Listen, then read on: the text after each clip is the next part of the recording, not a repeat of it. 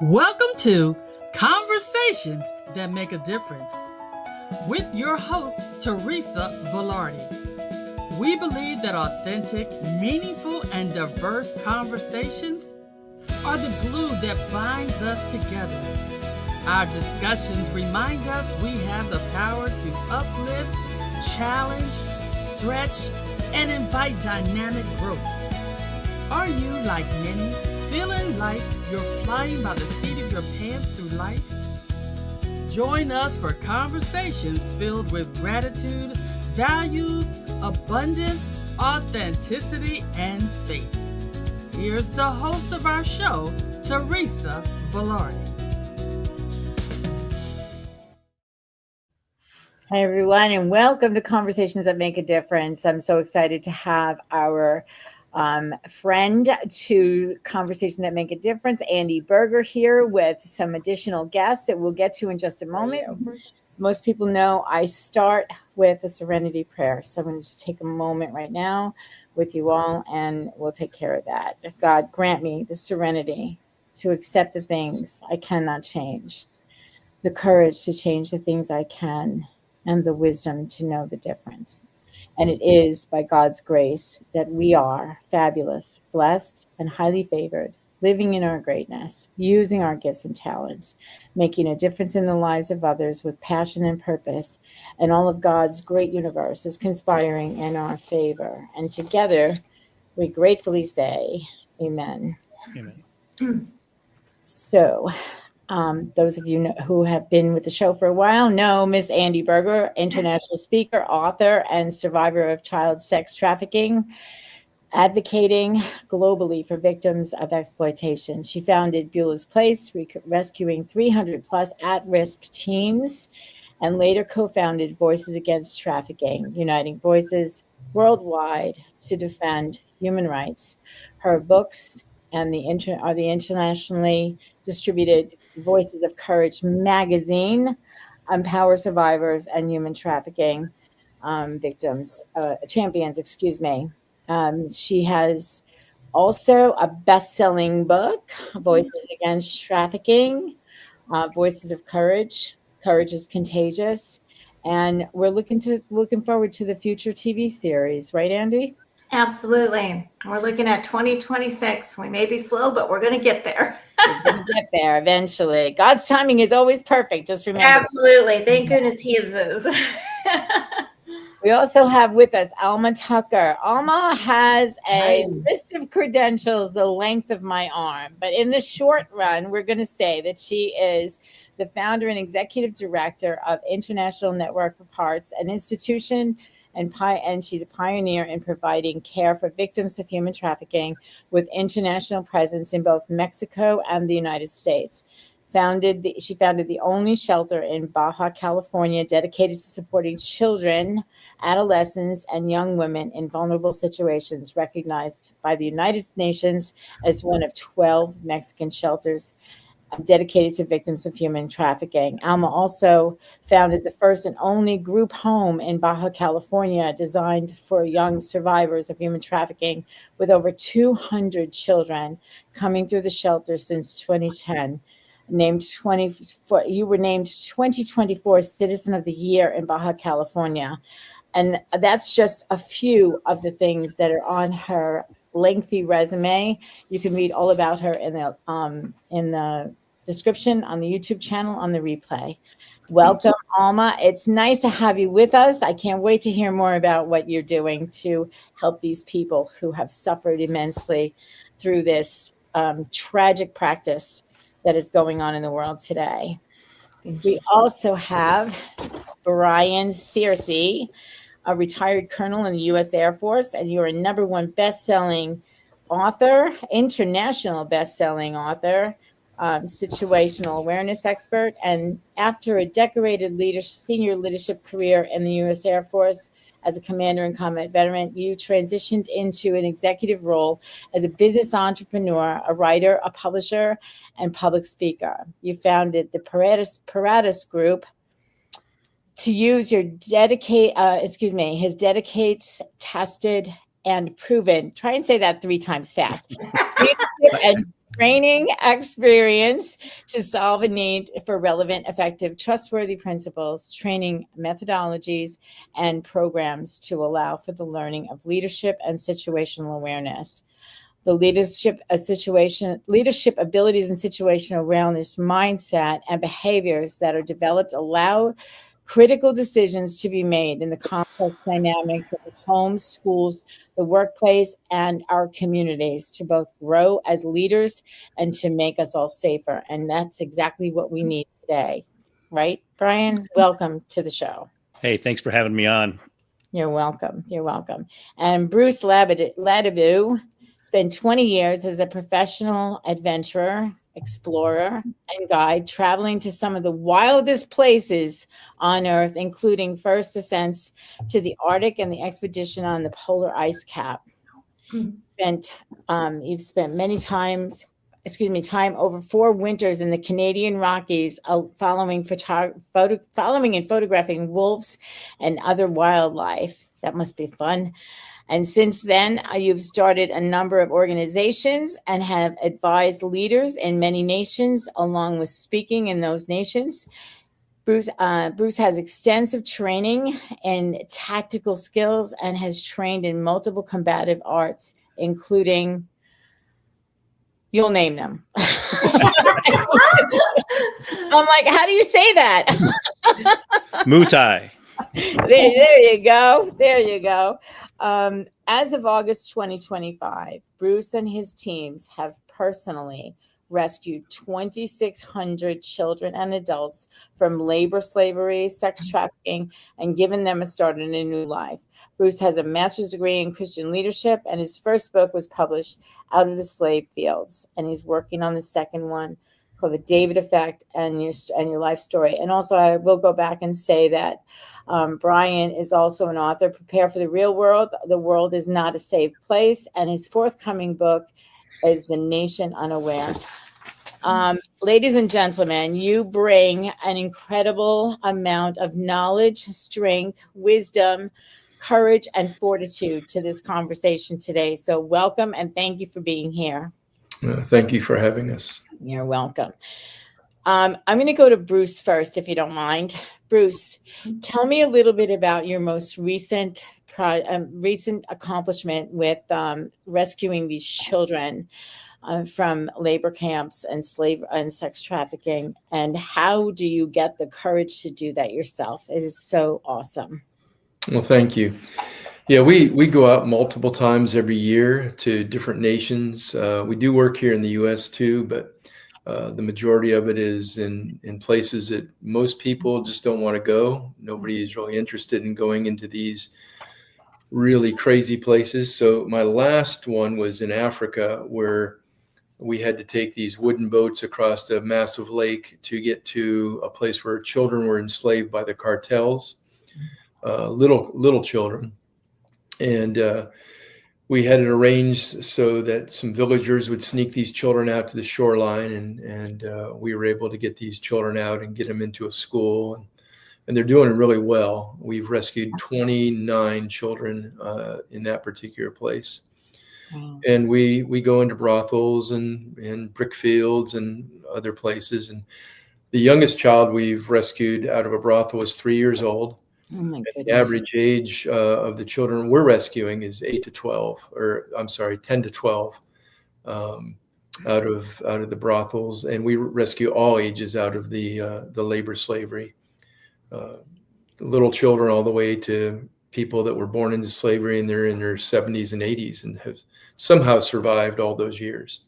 Yeah, and how you wonder how just the post-traumatic PTSD that people suffer from situations like that alone, let alone the physical abuse and emotional and mental abuses that happen. I just have no idea how they get through this. Yeah, what's really interesting, because I've discovered that the children who were born into slavery recover quicker than the ones who were taken and traumatized. That is a very slow process. But the other ones that were born into slavery, that's all they have ever known. And we've seen a very rapid turnaround with them. such as some little girls that we rescued out of a labor camp, and they were beaten and bruised. And we just rescued a couple few weeks ago that the slave owner broke the girl's arm and gave the boy a concussion, 7, 8 years old. And we get these children out and get them right into, loving families. And we have a survivor care program, which has been really successful in seeing overall success. Some take longer than others, but it's amazing how these children are treated. Yeah. Well, yeah, I can't imagine, but thank goodness, thank God that you have places for them to go where they can be safe and live as a child should live, in a loving family, a loving home. Absolutely. Brian, you want to tell me some of your adventures? Well, 23 years in the Air Force. I graduated from college and went and did sales like a lot of guys with a marketing degree. After a few years, realized that wasn't what God had planned for me. So went down the track of going into the Air Force. I told the recruiter the only way I'd go in is if I could fly, and ended up going to nav school at Mather Air Force Base in California.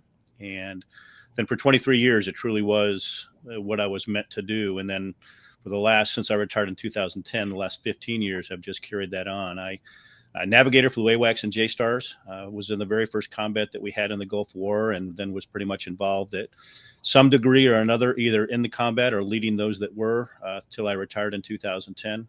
Mm-hmm. Had a squadron command, a group command, and then a wing command, 2 tours to the Pentagon, 2 master's degrees on the way, and then got out, did sales, didn't like it, should have remembered from my time after getting out of college, and pretty much been an entrepreneur since then. And a number of years ago, God put on my heart that the way that we try to deal with all the threats that we face in our country today are not working.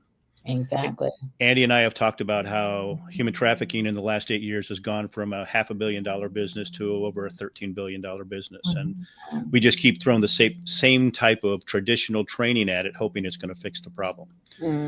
So God took all the training that I've had, like I said, for 34 years, and we put together a program to empower parents, families, communities, churches, businesses to take back responsibility. But you do that through actually learning and developing the skills that empower you to be a protector, to be a provider, to be a leader. But it takes a little bit of effort, and that's the difference with our program. The other difference is that we apply it to all the threats. Our goal is to empower parents, friends, teachers to be able to recognize the indicators of human trafficking and then be empowered to do something about it before the kids go into that or are lured into that. Most everybody else here is the right of bang, and boy, do we need that. Or the rescuing of the kids, and boy, do we need that. We also really need that holistic approach. We need to tackle it from the left of bang as much as possible, so that everybody in our communities know what this threat is. But then, even more importantly, they're empowered to do something about it. Amen. And I have to say, I think that a lot of the situation that with this trafficking is because a lot of people, most people, as massive as this problem is, most people don't know what to do. They don't know what to look for. They don't know where to go. They don't know how to speak to their children about the dangers that are out there. And so I think that you have a big part in providing what most parents are even unaware that they do need. So, well, it's God's plan, and we have the 4 Ps. And Andy, you're gonna go 4 Ps. I thought it was 3 Ps. It's 4 Ps, and the first P that we've added, Andy, is prayer. Every day you need to be in the Word. You need to be listening to the Lord, praying to the Lord, and it starts with that. Then the next 3 Ps are you need to be prepared. Unfortunately, today, only about 6 or 7% of the citizens in our communities are prepared. Then you need to learn how to prevent. Again, that's the focus, and the process that God put on my heart based on my 38 years of experience has a step in it that teaches people, empowers people to develop the habits and behaviors to know what to do, what you just pointed out. Sometimes people will see something, but they have no idea what action to take. And then when they don't know what to do, they don't do anything. They become paralyzed. Right. Or there's the bystander effect where they go, well, Bruce will do it, so I don't need to do it, right? Instead of being able to take responsibility and step up and actually do something about it. And that ties into parenting, that ties into everything. So Yeah. I could go on forever, but I'm going to let you talk to some other folks here. Okay, but I want to know what, just name the 4 Ps again so that we can, I can. Yeah, the 4 Ps starts with prayer. Then it's to be prepared. And like I said, only about 7% of people today are prepared. Right. The goal is to prevent bad things from happening. We want to stop bad things from happening by identifying them and have thought through and predicted different things that we can do. And then the 4th P is if you have to, you're prepared to protect. And then we have a 5-step process that is God's process. It's identify, assess, predict, decide, and act. Bruce probably is well aware of the OODA loop. It's a process in the military. I would try and present that to moms and dads, and they'd look at me like, what the devil are you talking about? I don't want to deal with this military process. So God put it on my heart to come up with the identify, assess, predict, decide, and act. And it's a process that you practice all the time, everywhere you go. It took me a while, but Andy does it all the time now. So he can teach me. He can teach anybody. I think that process is good with just about anything, whether you're talking about this major issue that we're discussing and have been discussing on a regular basis, to business. It goes to anything, identify who it is you want to work with, assess the situation. Are they somebody that fits into your, it all works. It all works. So thank you for that too. I'm one that takes notes. So if I spit it back to you, I've been listening. And one post note too is, we know that only 17% of all law enforcement in the U.S. gets any training at all in human trafficking. So we need to really get that turned around as well, because they get so little time. How are they supposed to make that process work for them in 30 seconds, right? Unless they have the training to do that. So, well, the other thing for that, Andy, is right now across the United States, for our emergency responders, they only have about 8 to 9% of their time that they can actually spend on prevention. Wow. The other 90+% is all having to respond to the things that are going on. That's why it's important for every citizen to learn how to take responsibility to do these types of things, to keep everybody, we need to, like I said, we need to learn to be those protectors and those providers and those leaders in our communities. And the more people that do that, the safer we're going to make our communities. Yeah, absolutely. Well said. Thank you. Alma, I am impressed by your resume, and most importantly, I want to talk about your role in protecting the kids at the. You're actually at the border with all of this. Yes, so talk about what you do and how you manage to get through, heart and hand with all of this. Thank you. Well, yes, we are in the border from Mexico and United States, the busiest border in the world. Approximately 3,500 people cross every day back and forth. And then this is a big cities, San Diego and Tijuana. And as you know, has the problems of cosmopolitan cities when it's a lot of tourism, it's a lot of economy back and forth, but it's also a lot of human trafficking and smuggling.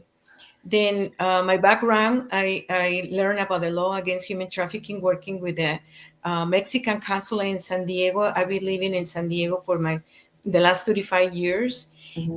And working in the protection department, I was able to help migrants coming to United States and provide services. Some were in the hospital, someone's passed away trying to make it to United States, but they were forced in sexual exploitation or labor exploitation, and taking care as an consular officer of little kids, teenagers. Then they bring them illegal to this country and force them to have sex, when they bring them through the mountains, and it's nobody there, they abuse them. Then one particular case impact my life. When I was working in the consulate, was a little girl, 12 years old, and thanks to the Border Patrol at that time, she was rescued and brought to the hospital. And I was there with her through the hours. Then she needs to testify against who hurt them. Thanks to Border Patrol that detained those individuals. But being in there next to a little girl crying for mom, at that moment, I promised myself that either if I don't work anymore as a consular officer, I will be myself available to be with a girl, boy. Then in situation like that, parents are not next to them. Then when I retired from the consulate in 2002, we as a family, we decided to start this non-profit, and it was important to be on both sides of the border.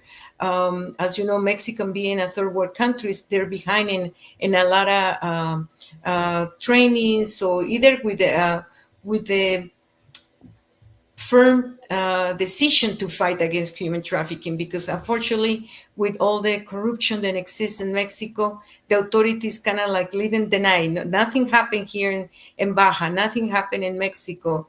But obviously, with the statistics from the TIP report, from other important reports, Tijuana is identified as one of the cities that had the bigger numbers of victims of human trafficking. And in the side of in San Diego, they're more organized. The authorities, the district attorney, she's definitely fighting against human trafficking.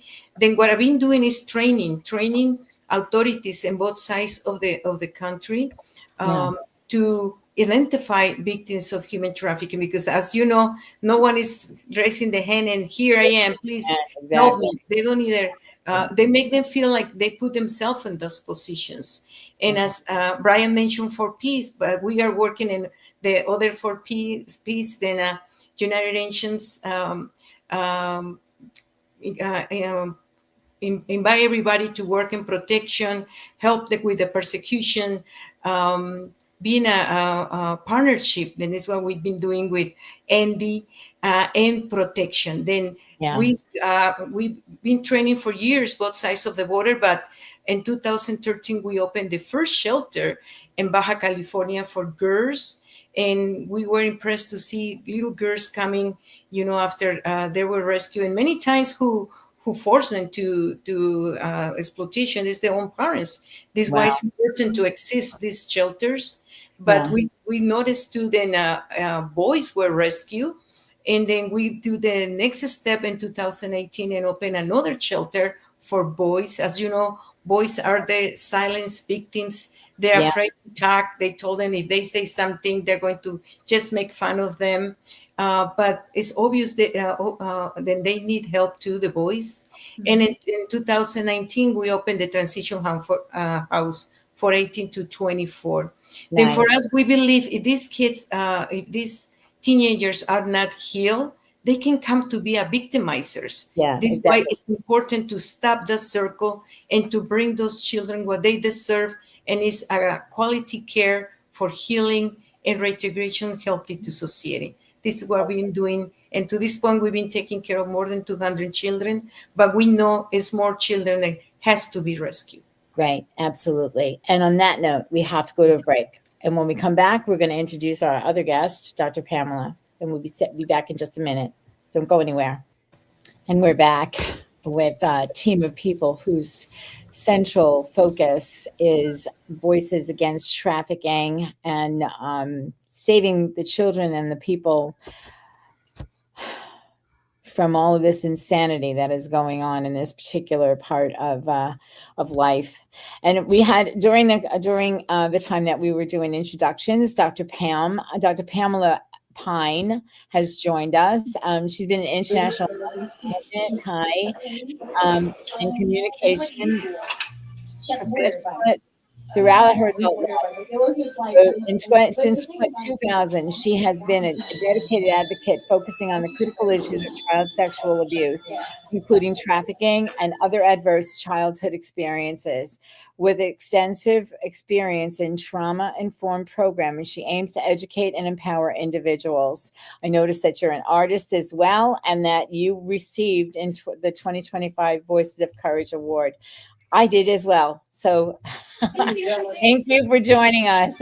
I appreciate you being here. I know you're traveling and there's some noise in the background, but let's do the best we can to hear you, okay? Yeah, thank you. Thank you for having me. I am in an airport, and if there's announcements coming above that's interfering, I'll just mute myself for a second until it stops. Mm-hmm. Yeah, my background is international public health originally. So I've been working throughout the world for more than 40 decades, working on some of the world's most difficult problems: leprosy, HIV/AIDS, TB, maternal child health, childhood vaccinations, et cetera, et cetera. And 25 years ago, I was, as a fluke, really got introduced to the issue of child sexual abuse from information that came across my screen from the Centers for Disease Control and Prevention. They were looking for proposals on all different types of interpersonal violence, and child abuse was one area. And I gravitated to the child sexual abuse area because my sister was a therapist working in California, and she had gotten a reputation for being successful with regard to working with survivors of child sexual abuse. Mm-hmm. So I started reading there, Teresa, and I frankly couldn't stop, because what I very quickly found out and then learned more about was that the numbers of girls and boys, not only in the United States, but abused throughout the world, is through the roof. In the United States, the stats are 1 out of 4 to 6 girls and 1 out of 6 to 8 boys sexually molested by the time they're 18. And where this fits into your focus on trafficking, and everybody's focus here on trafficking, is that the kids who are getting sexually abused at home are often running away from home and then have no place to go. They have no shelter, they have no food, they have nothing. And the traffickers are very aware of these kids, and they are targeting them. And then they're grooming them and enticing them into the quote unquote business. Wow. They give them a roof over their head, they give them food, they give them clothing, they give them shelter. And then they're stuck. And so part of what we do is a very strong focus on the preventive as well as the treatment and mitigative aspects of child sexual abuse, as well as other adverse childhood experiences, physical abuse, emotional abuse, neglect, et cetera, because all those kids end up being at risk. Yeah. But we're working very, very hard to make sure that there is a cumulative voice Mm-hmm.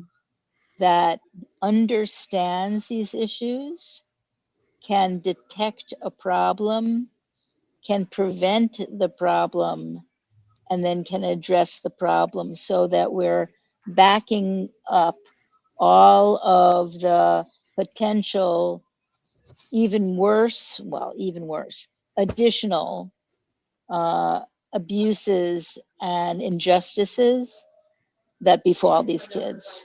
Yeah. It's My music. what? Dr. Pine is speaking my music. Speaking your music, exactly. I think we're all singing the same song here, right? So, Andi, how did you meet Dr. Pine? Let's see. We were introduced. Pam, correct me if I'm wrong. Was it Lori DeFranco? Yeah. Yeah, Okay. look, Oh yeah. my gosh. Okay. The memory's still there. All right. Yeah. And through Connected Leaders Academy. And so when we connected, what she did resonated, and what we didn't probably go into as much are the 2 certification and master's programs that Dr. Pamela Pine has created so that anyone can get certified in trauma care for child sexual abuse. And as she just said, it is intimately related to human trafficking, because that is often how it comes about. And if, like Bruce said in the beginning, some kids and victims that are born into slavery, okay, they have a little better chance of healing differently than someone who actually remembers what it was like to be an innocent child and to play and have fun, and then suddenly have that ripped apart, from their life. At 6 months, I was already involved in that, so I didn't know anything different. And it's a key distinction. But with what Pam does, it's very critical that sexual abuse, sexual violation is one of the most intimate and soul depriving acts that can happen to a human being, whether you're a child or an adult. And that requires special attention, special kinds of counseling, special people to help bring that about. Because at some point, let's say it's a child, they're going to grow up and have relationships. How do they have a healthy relationship with intimacy or with trust if we don't give them and intercede for them in those areas? So we do some tandem speaking platforms as well, because it goes hand in hand. And Pam, you might want to mention IVAT, your connection with that, why that's important in San Diego. Absolutely. First of all, thanks, Andy, for bringing up all of those things.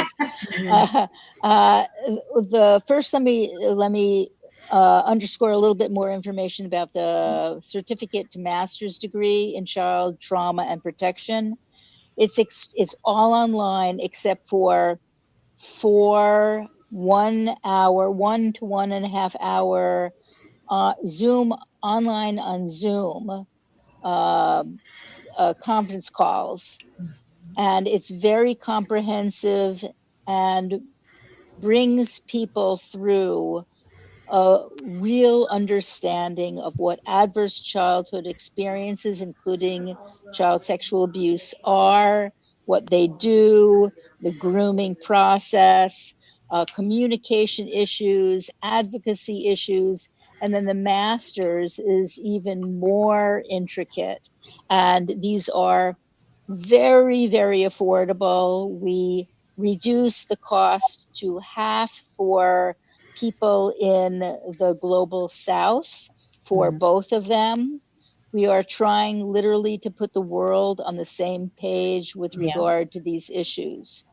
Stop the Silence is the organization that 25 years ago I founded and created and ran as the CEO up until January of 2021, when Stop the Silence became it was Stop the Silence, Stop Child Sexual Abuse was the full name of the organization. And then in January of 2021, because of the relationship and camaraderie and collaboration that Stop the Silence and myself had with the Institute on Violence, Abuse, and Trauma, or IVAT, Stop the Silence became a department of the Institute on Violence, Abuse, and Trauma. They're located in San Diego. I run the East Coast office with Stop the Silence of IVAT. And IVAT works on the entire host of interpersonal violence issues, recognizing their interrelationships. So bullying,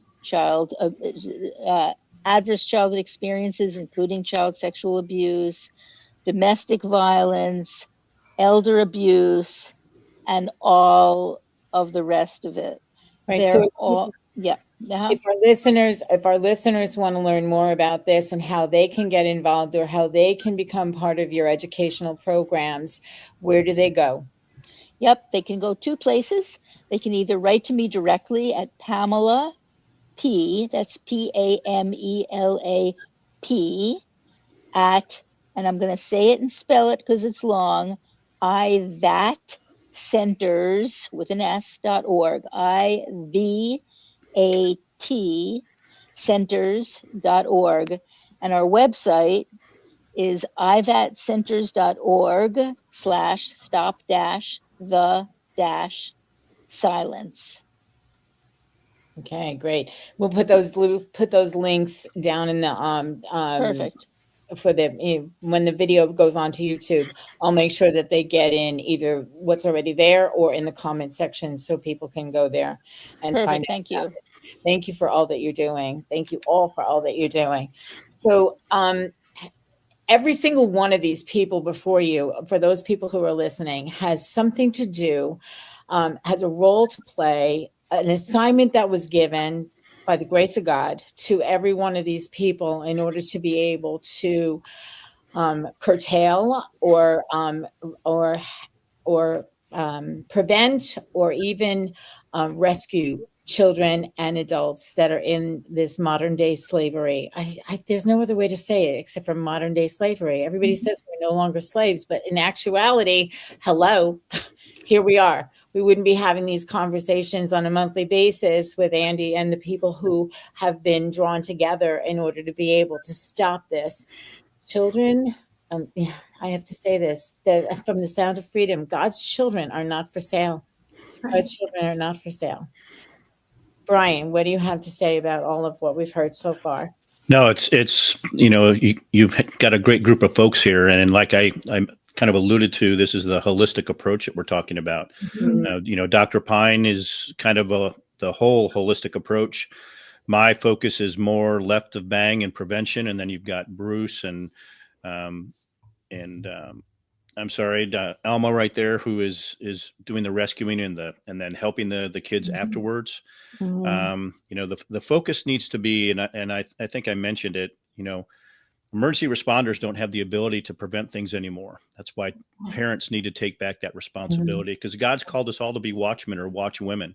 Mm-hmm. We need to be able to see the danger coming, prepare wisely, and then protect those that are entrusted to us. And we need to replace fear with, and confusion and clarity with, action and the ability to take action. And unfortunately, like I said, the traditional training that's been out there for trying to prevent all of these things for the last 15, 20 years is just following Einstein's definition of insanity. So we need to do something different. We need to have a way for people to truly be empowered by learning the habits and the behaviors and to follow those 4 Ps that I talked about, to take back that responsibility and be the ones to actually, try to keep the kids from being human trafficked, but then also be paying attention and knowing what to look for those kids that are being human trafficked. Just a quick story. Andy's heard this numerous times, but a elderly family or husband and wife, they were big into trying to, do something about human trafficking. They'd been to training after training, which is really just providing information, but people forget about 90 to 95% of that in a week, unless they develop those habits and behaviors. So they took my program, and using the predict phase, they said, okay, if we ever think we're seeing a young boy or girl being human trafficked, this is what we're going to do. And that's important because nobody will do the same thing. Bruce has more training than I do. And Bruce and I, if we saw somebody being human trafficked, would do way more than probably any of you women. And it's nothing against you. It's just because of what we're capable of doing. Exactly. So every individual needs to figure out what they're going to do. So this elderly couple said, if we ever think we're seeing a young boy or young girl being human trafficked, we're going to follow them out for wherever we are. We're going to try and get a picture. Well, they were in a restaurant. They saw a young boy that they thought was being human trafficked. All the signs were there.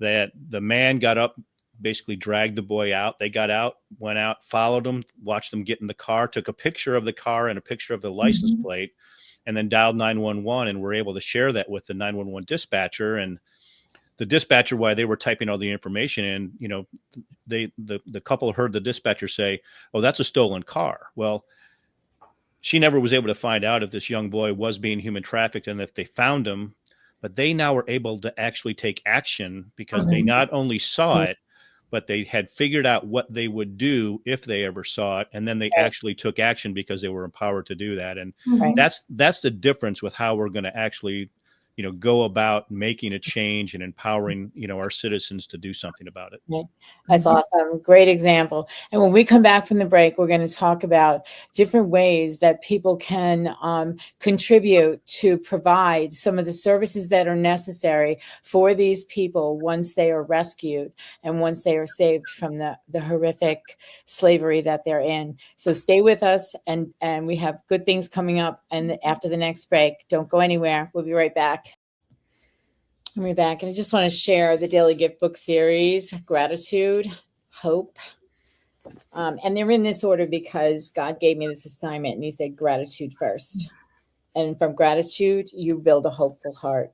And when you mix them together, you become a more kind human being, and you can live a more peaceful life. So that's the order that they came in. And the next one coming out is the Daily Gift of Friendship. And the reason friendship is next is because you can develop really good relationships from a peaceful place rather than one of whatever it is that you had before that. So that'll be out around Thanksgiving of this year. And also around Thanksgiving of this year, coming right before the weekend before Thanksgiving, we have an event happening called DJs Against Trafficking. And we have a visual for you to see that. Andi, you want to talk about this? I do. It's music with a mission. I love it. And thanks to actually Teresa's producer, Dizzy D, we have DJs Against Trafficking, and we are going to do literally around the world music, raising awareness, raising funds, and helping people understand the topic and the truth and the hope of human trafficking, but also getting to listen to a lot of outstanding music. We're going to start in Thailand, and we're going to go to all different countries, Africa and Paris, France, and the US, and all kinds of places with different sets of music. And then also we'll be featuring artists and some of the music from Broken Treasures, the Inspiration album, which is our fundraising album from Voices Against Trafficking, 15 original artists with original songs that they donated specifically to help bring messages of positivity, triumph, and, sometimes life goes sideways, but there's still a way to move forward. So we're really excited for all of the people involved in this, and Teresa and I are going to co-host together. So that ought to be a hoot right there. Yeah. Worth the price of admission, which is free. So download the app and join us Saturday, November 22nd. And since you all are on the show, you're welcome to be part of the panel discussions or some of the breaks that we have to pop on and say, hey, this is what I do, or this is how I'm involved, and we'd love to talk to you. Yeah. Yeah. So to start the show off, we're going to have a 2-hour conversation with some of the people that are on this show today. And some of them have been on the last several shows that we've done on Voices Against Trafficking. And we're going to do everything we can in order to be able to help raise money for the care and possible, placement of these people who have had issues in this, have been trafficked and are coming out of it, so that they can feel safe and they can feel loved, and they can get back into a reasonable life that every single one of us enjoys. God did not create us to be trafficked. He didn't create us to be harmed. He created us from a place of love, and he is love. We are instilled. He is with us, and we are instilled with that love, and it's supposed to be shared around the world. And Bruce, speaking around the world, you have been around the world. There's a movie, Around the World in 80 Days. I bet you could top that, Around the World in 80 Days. But tell us about some of the things that you have discovered that people can learn a little bit from you and your adventures, as you call them, around the world. Yeah, well, I think one of the main things I've learned is that there's a lot more trafficking of children than I ever expected. In some of the nations I go into, you can walk into almost any cafe or hotel, and there'll be children in there working. A lot of them are the minority religion. A lot of times they're Christian. And it was shocking to me. I started out working in Pakistan for many years, and the amount of slavery that goes on over in that part of the world was just unbelievable. You know, I stood on a hill one time looking across brick fields and hundreds of people enslaved. Yeah. When we go into other parts of Asia or Africa, I'm always stunned. I've been doing this full time for 16 years, and I'm still stunned sometimes of what we see. Just unbelievable, and it's growing. It's not slowing down. I feel like I'm trying to empty the ocean with a teaspoon. There you go. Our slogan is, "It matters to the one." Yes. And so every single child we rescue, it matters to them. And that's what I hold on to. And we visit the children, and you know, I remember 2 girls that we got out of a brothel, and we pulled up. It was a truck stop in Asia. Got out, walked in. My team separated the madam. We checked every room, and I saw 2 little girls washing dishes. Walked down and you know, motioned for them to come. They automatically got up and came with us. They, you know, they're conditioned. And we got them out, and there was just nobody home. You look in their eyes and there's just nobody there.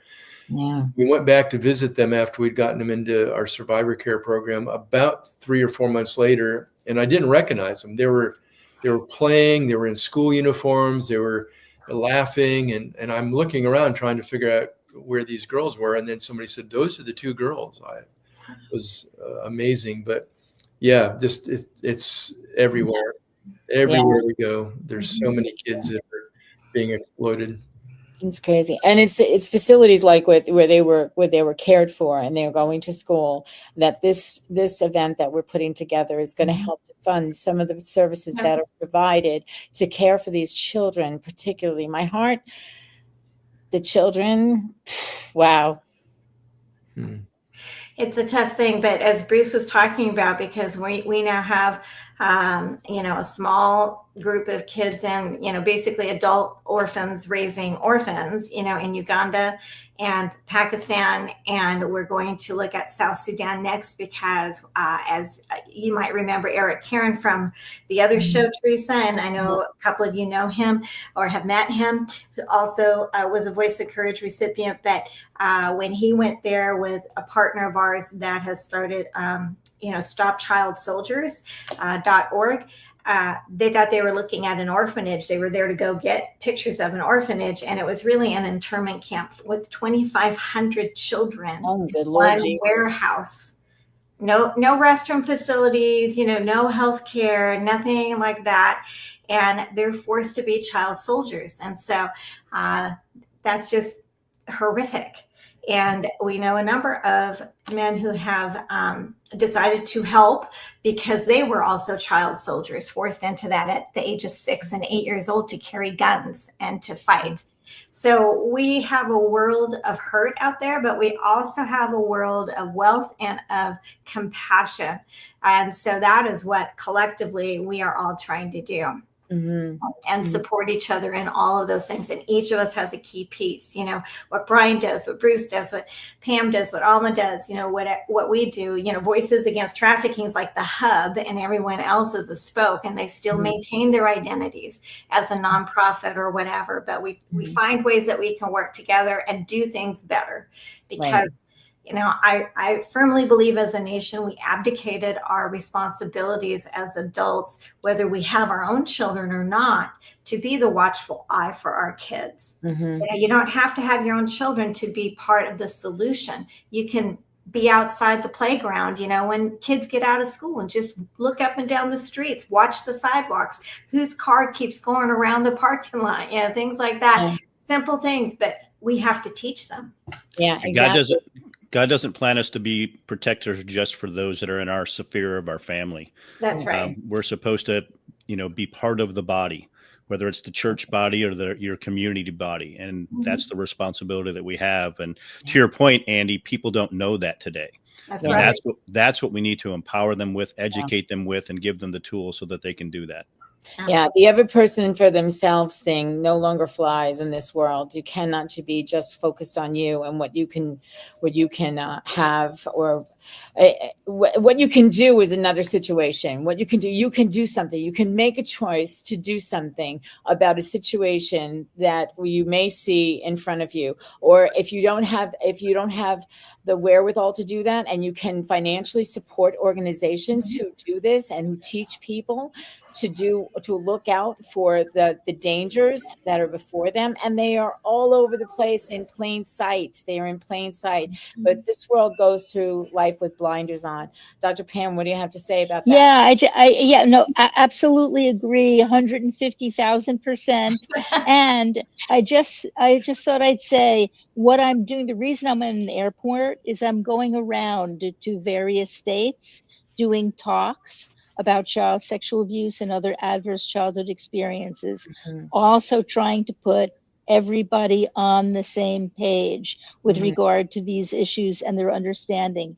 And there's a few really simple things that people can do with regard to this. And I'm telling these people, these audiences all over the place. For example, I wonder if any one of you has ever been asked by their general practitioner whether they have a history of childhood trauma. I've never been asked. Mhm. We can each go to our physicians or GPs or pediatricians or other doctors and ask them if they are asking people about that very basic history. We can also teach people what to say if they encounter a situation where there is a child who has been sexually or otherwise abused. 4 simple phrases can get you so far. Mhm. I'm sorry that happened to you. I believe you. It wasn't your fault, Mhm. and I'm going to help you. Yeah. Yeah. And Absolutely. we don't even know that. We don't, as a society, have taken on really hard issues that were unmentionables Yeah. before. Yeah. Breast cancer, HIV/AIDS, we tackled those. This is the next frontier, and it has to happen. Mm-hmm. Mm-hmm. Absolutely. Absolutely. Thank you. Thank you so much. Thank you. We only have 2 minutes left. Alma, you're on both sides of the line of between the nation, our nation, the U.S. and Mexico, and with all of the stuff going on today, with people being sent back, people who are here illegally and causing harm to other individuals.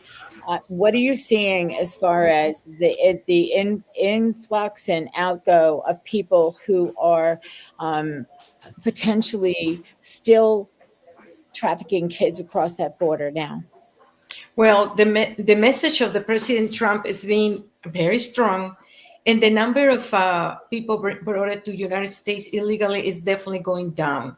Only with his speech, then we don't see the same amount of people trying to come illegal to United States. The organized crime is actually in very difficult situation right now. I don't know if you hear the news, but they're uncomfortable, obviously, because they cannot bring illegals to the United States. We see a lot of things affecting our community, like feminicidios, like they're killing women, disappeared kids, disappeared people. There is a lot of things going on in Mexico, but definitely the number of illegal people crossing to the United States It's is down. coming down. And It's up. the deportations is the same than before, either less because in Obama time more people was deported. But I just want to also send the message about, yes, we have the our shelters in Mexico. If you guys want to contact us, is you guys can do through our website Okay. www.inhearts.org. There's many ways to help, and the number one is please pray for these children. A lot of people think that, oh, they're being rescued, that everything is fine. No, that's where the really challenges start, Yeah. because the kids are very hurt, damaged emotionally, Yes. psychological, and And we they have need help. everything that we need to provide them medical assistance, psychiatric assistance, Yeah. psychological, but all this needs a lot of support. And please join us in this fight and to Thank care you. of kids. Thank you. Thank you. Thank you. Thank you. Thank you so much. We are out of time. That hour went by so fast, so fast. Information, some more of the information that we've heard from this show today is going to be on the replay of Conversations That Make a Difference on YouTube under Dream Vision 7 Radio. So be sure to look for the information there. Join us on the 22nd for the DJs Against Trafficking. There's going to be lots of things that you can do, lots of things that you can learn, and lots of ways for you to donate. And if you want to donate right away, find us on GoFundMe and go ahead and send your dollars in. You get a gift with everything that you send. So be sure that you take time to at least listen and learn a little bit more on how you can prevent this horrific crime from happening. Thank you all for being here. And one more thing to say, let all the conversations that you're having with everybody in your life, think about what you're saying, think about what you're doing, let it make a difference for them and a difference for you. We'll see you next time. That brings us to the close of another episode of Conversations That Make a Difference with host Teresa Velardi. We want to sincerely thank you for tuning in and sharing your time with us today. Our greatest hope is that today's discussion inspired your personal growth, encouraged you to share your unique gift, and gave you the courage to write your own magnificent story. If this message resonated with you, let's keep the conversation going. Take a moment to like, comment, and subscribe on YouTube and follow us on our Conversations That Make a Difference Facebook page. This will ensure you never miss a moment of inspiration. We air new episodes every Tuesday at 5 p.m. Eastern Time. Don't forget to like, comment, and subscribe. It truly helps us reach and empower more people. Until next time, keep making a difference. We look forward to welcoming you back next Tuesday to our next conversation.